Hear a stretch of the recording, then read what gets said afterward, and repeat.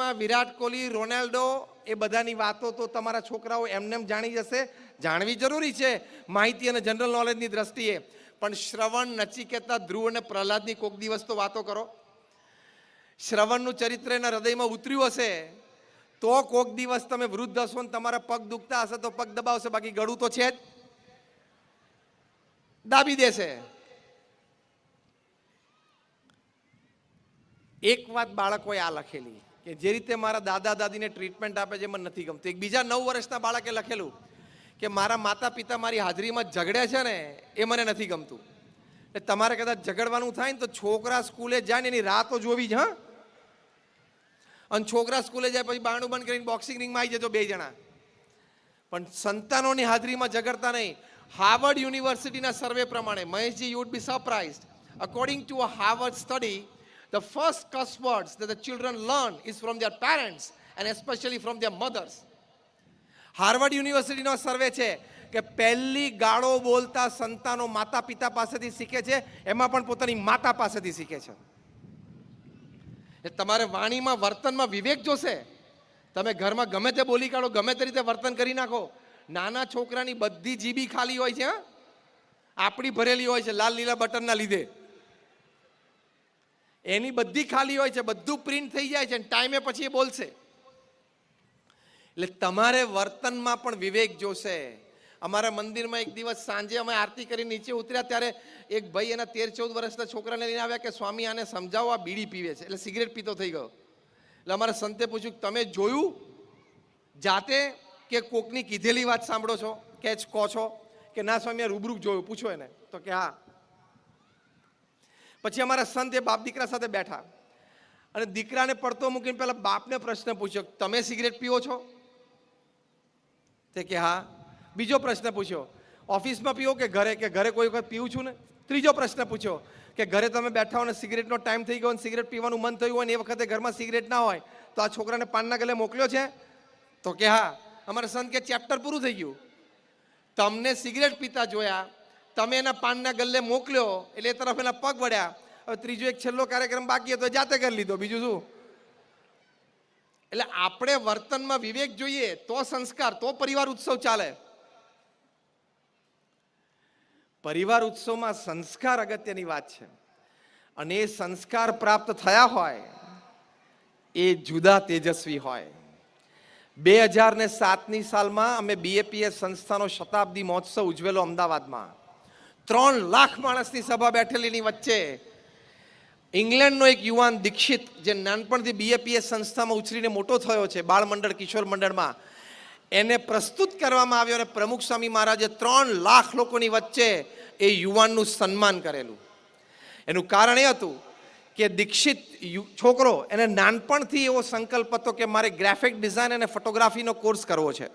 એની રસરૂચિની વાત હતી અને એની માટે યુરોપની નંબર 1 કોલેજ રેવન્સલેન્ડ યુનિવર્સિટીમાં એને એડમિશનની ઈચ્છા હતી અને એને એડમિશન મળી ગયું. મનગમતો કોર્સ, મનગમતી યુનિવર્સિટી. એડમિશન મળ્યું અને બીજા દિવસે એમના માતૃશ્રીને પેરાલિસિસનો સ્ટ્રોક આવ્યો. એમના માતૃશ્રી સિંગલ મોમ હતા, એટલે કે ડિવોર્સી હતા. ઘરમાં દીક્ષિત અને એના માતૃશ્રી 2 જ રહે. એની મધર નાની મોટી જોબ કરીને એક પરિવારનું પોષણ કરે. હવે ત્યાં ઇંગ્લેન્ડમાં તો કોઈ પરિવારજન મળે નહીં અને સામાન્ય મધ્યમવર્ગીય પરિવાર હોય એને નર્સ 24 કલાકના રાખવા એ પોસાય નહીં. દીક્ષિતે ઈમેલ મૂકી દીધો યુનિવર્સિટીમાં કે હું મારું એડમિશન જતું કરું છું, મારે ઘરમાં મારી જરૂરિયાત, મારી હાજરી હોવી જરૂરી છે, એટલે હું મારું એડમિશન ફોરગો કરું છું, તમે બીજા કોકને એડમિશન આપી શકો છો. 2 વાર કાઉન્સેલિંગ કર્યું યુનિવર્સિટી, પણ એને ના પાડી. એ ફિઝિયોથેરાપી શીખ્યો, કારણ કે ઇંગ્લેન્ડમાં કંઈ સામાન્ય મધ્યમ વર્ગના પરિવાર પાસે આ બધું પોસાય નહીં. અને એના માતૃશ્રીની એને 2 વર્ષ સેવા કરી. પેરાલિસિસના સ્ટ્રોકમાં આમ સંપૂર્ણ almost like semi bed ridden જેવા હતા. માતાની સેવા કરી. 2 વર્ષમાં લગભગ 80% સુધારો થયો. રેવન્સલેન્ડ યુનિવર્સિટીના સંચાલકોને ખબર પડી કે આ છોકરાએ એની માતૃશ્રીની સેવા માટે પોતાનો મનગમતો કોર્સ અને મનગમતી યુનિવર્સિટીમાં એડમિશન મળતું હતું એ છોડ્યું છે. રેવન્સલેન્ડ યુનિવર્સિટીએ સામેથી એપ્રોચ કરીને કીધું કે આ વર્ષે તને વગર એન્ટ્રન્સ ટેસ્ટે અમે એન્ટ્રન્સ આપીશું.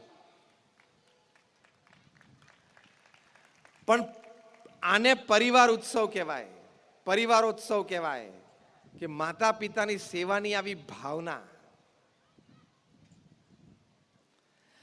સાથે સંસ્કારો કે જે ખોટું છે એને હું જોવું પણ નહીં, ખોટું છે એને અડું પણ નહીં, જે ખોટું છે મારો કરવાનો હું પ્રયત્ન પણ ના કરું. જે પૈસા, જે સમૃદ્ધિ, જે પ્રોપર્ટી આપણી નથી એની સામે જોવાનું પણ નહીં, થૂકવાનું પણ નહીં. એ ગૌરવ સાથે તો બધાએ જીવનનું એ પરિવારમાં મોટા સંસ્કાર છે.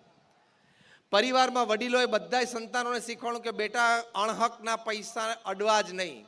આ બહુ મોટા સંસ્કાર છે ગોવિંદ કાકા, બરોબર? બહુ જ મોટા સંસ્કાર છે કે જે પૈસા, જે સમૃદ્ધિ, જે પ્રોપર્ટી આપણી નથી એની સામે આપણે જોવાનું પણ નહીં. આ સંસ્કાર છે મોટા. તો તમે 70-80 વર્ષની ઉંમરે તમારી મૃત્યુશૈયા ઉપર ત્યારે ઉન્નત મસ્તક સાથે જીવી શકો કે yes I lead my life. Mice, it is an important ethic, isn't it? The money that does not belong to me, the property that does not belong to me, I won't even look at it. I don't even touch it. આ આપણા સંસ્કાર છે. આ આપણે સંસ્કાર આપણા સંતાનોને શીખવાડવાના.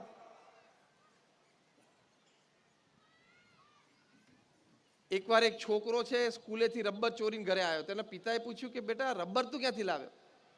તો કે મારી આગલી બેન્ચમાં એક છોકરો બેસે છે ને એનું બહાર પડેલું અને પાણી પીવા ગયો એટલે મેં લઈ લીધું. તો કે બેટા હું સરકારી કર્મચારી છું, હું તને ઓફિસથી આટલું બધું લાવી આપું છું, પછી તે શું કામ લીધું? ખબર પડી? હું તને ઓફિસથી લાવી જ આપું છું. હવે બાપે એવી રીતે જ લાવતો હતો, પછી સંસ્કાર છોકરામાં કઈ રીતે પડે? આવા જ પડવાના. એટલે એ સત્યનિષ્ઠાના સંસ્કાર આપવાના. બીજી એક અગત્યની વાત છે. પ્રમુખ સ્વામી મહારાજ એક વખત વિદ્યાનગરમાં હતા. એક વ્યક્તિ એમની 2 દીકરીઓની કંકોત્રી લઈને આવ્યા અને પ્રમુખ સ્વામી મહારાજને કહ્યું કે મારી 2 દીકરીના એક જ માંડવે મેં લગ્ન લીધા છે, આપ આશીર્વાદ આપો બંને સુખી થાય.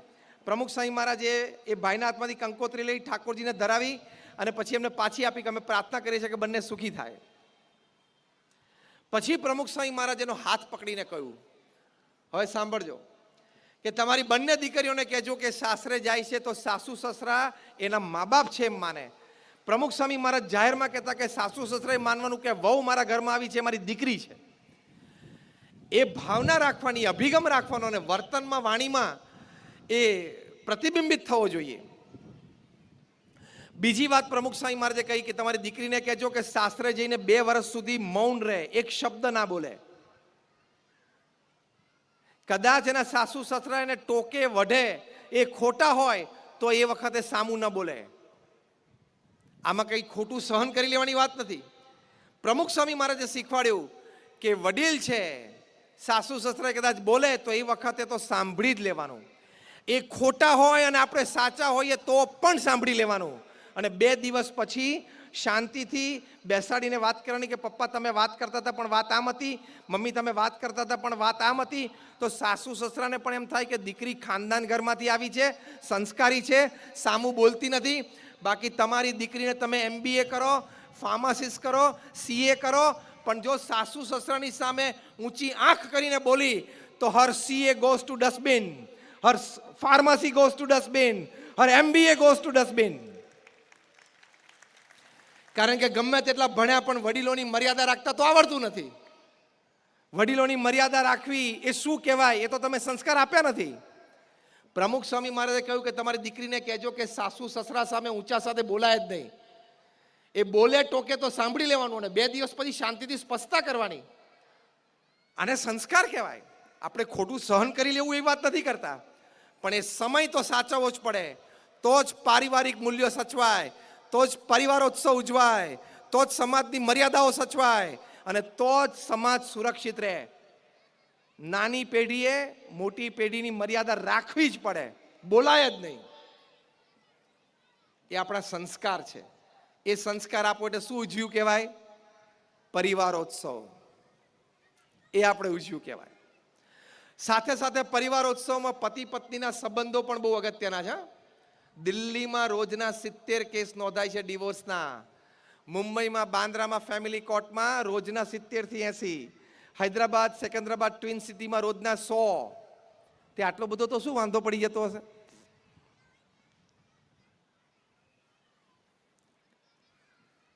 અમેરિકામાં ડિવોર્સ કપલ્સ એટલે ડિવોર્સ લોયર્સની મીટિંગ થઈ, જે વકીલો છૂટાછેડા કરાવતા હોય. 300 વકીલો ભેગા થયા. 3 દિવસનો આ કોન્ફરન્સ અને બ્રેઇન સ્ટોર્મિંગ સેશન. 3 દિવસ પછી એ લોકોએ કન્ક્લુડ કર્યું કે યંગ કપલમાં છૂટાછેડાનું મુખ્ય કારણ શું છે? 5 મુખ્ય કારણ. The principal 5 reasons of divorce among young couples.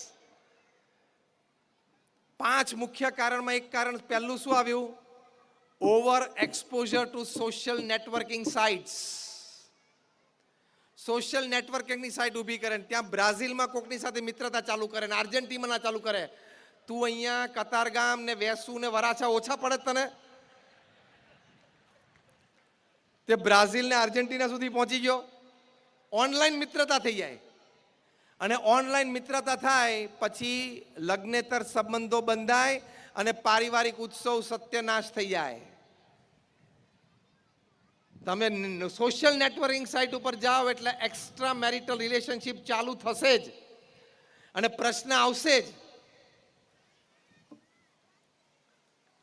એ તો હજી આધાર કાર્ડ લિંક થાય છે. આધાર કાર્ડ નેટ સાથે લિંક થશે ને એટલે ખબર પડશે કે હું 2 વર્ષથી કોકને પિંકી સમજીને એની સાથે ચર્ચા કરતો હતો, એ તો રઘો હતો.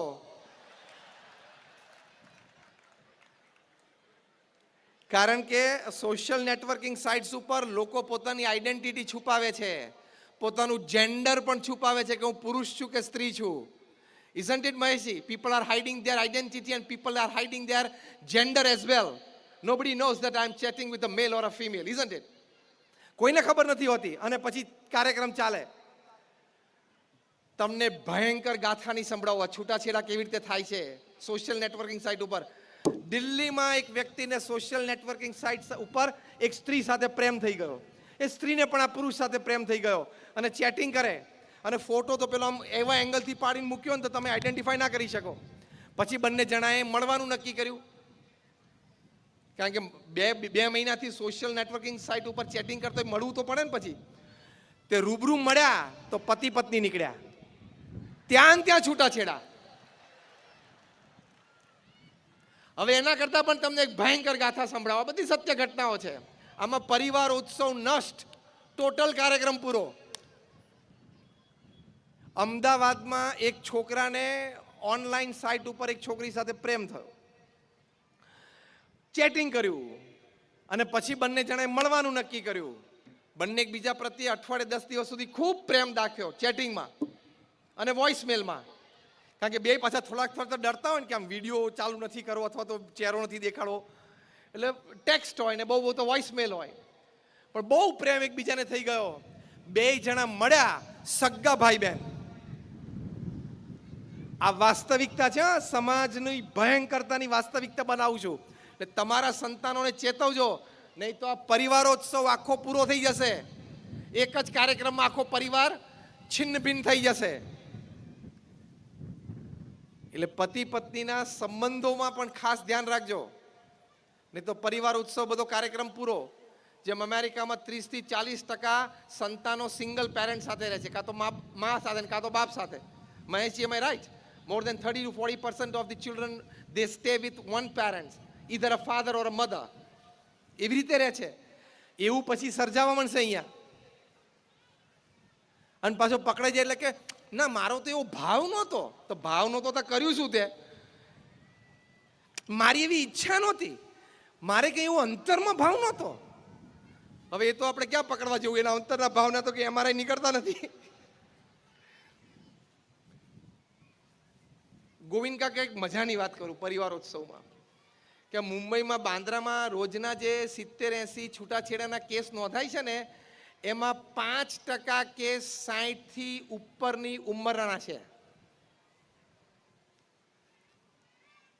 તે બધા સ્તબ્ધ થઈ ગયા.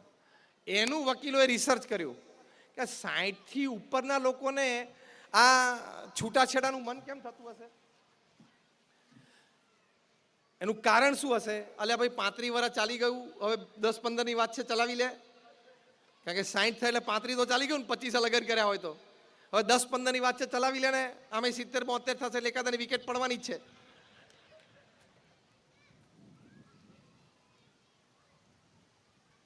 તો એના સંશોધન પછી ખબર પડી 5 મુખ્ય કારણમાંનું એક કારણ 60 થી ઉપરના લોકોમાં ડિવોર્સ થાય, છૂટાછેડા માટે નોંધાવે છે. એમાં 5 મુખ્ય કારણમાંનું એક કારણ ખબર છે? બેડરૂમમાં પંખાની સ્પીડ.